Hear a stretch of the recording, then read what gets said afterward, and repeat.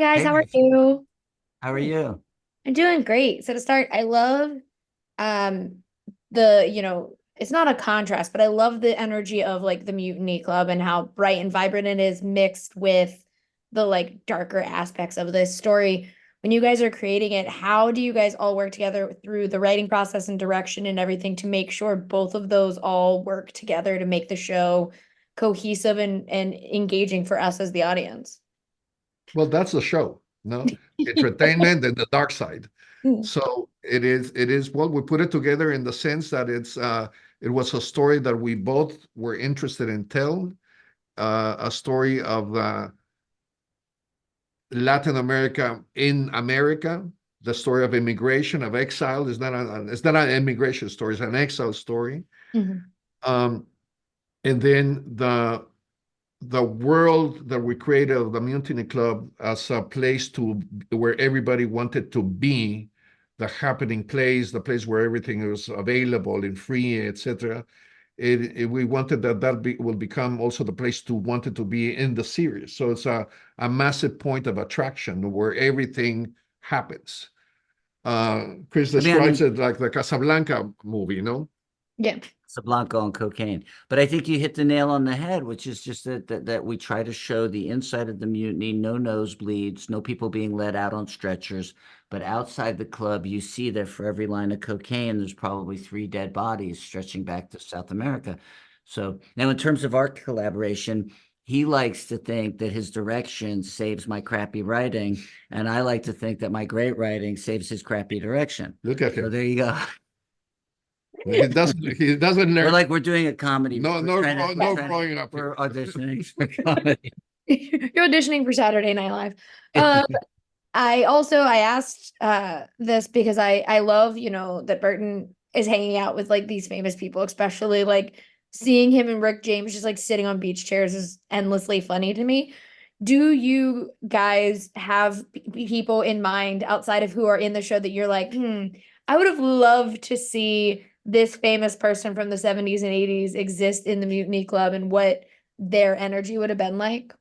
Well, first of all, every single person you see on that show went to the mutiny. So we were using Rick James spent a lot of time there, trust me. And we ended up, in favor of the stories we were telling that involved our regular characters, minimizing that a little bit. And should we get a second season of the show, I'm sure we'll bring in some fantastic guests. I mean, everybody was there. Led Zeppelin, the Eagles wrote an album in one of the hotel rooms. So obviously a big music set. I think Schwarzenegger was there at some point, but like as a bodybuilder, and not as an actor yet. And so in any case, yeah, I think we didn't want to make it like Fantasy Island, where like there's new guest every week coming. But yeah, that's a fun part of the show. I'm glad you liked the Rick James. He was terrific. Yeah, I liked him. I like Hunter S. Thompson too, but I think the Rick James is very funny. But and also, Guillermo, these sets are so beautiful. Like it felt like Miami back then, like when you're looking at it. Because when I talked to Mark and Michael, we were talking about how Miami doesn't look like that anymore. How important was it for you to capture what Miami really was back then and kind of take us out of what we think of Miami today?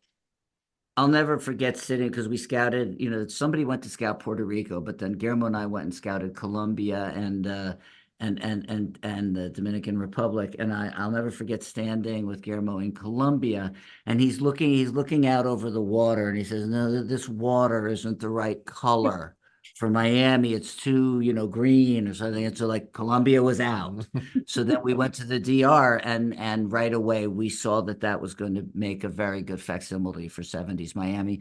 The hotel, we built the set of the mutiny as a set, but the hotel was one that was at about 10% occupancy and probably hadn't been refurbished since the 70s. So we were like, the outside beach and the back boardwalk area where everybody sits, that was authentic to the 70s because it hadn't been upgraded. Yeah, incredible.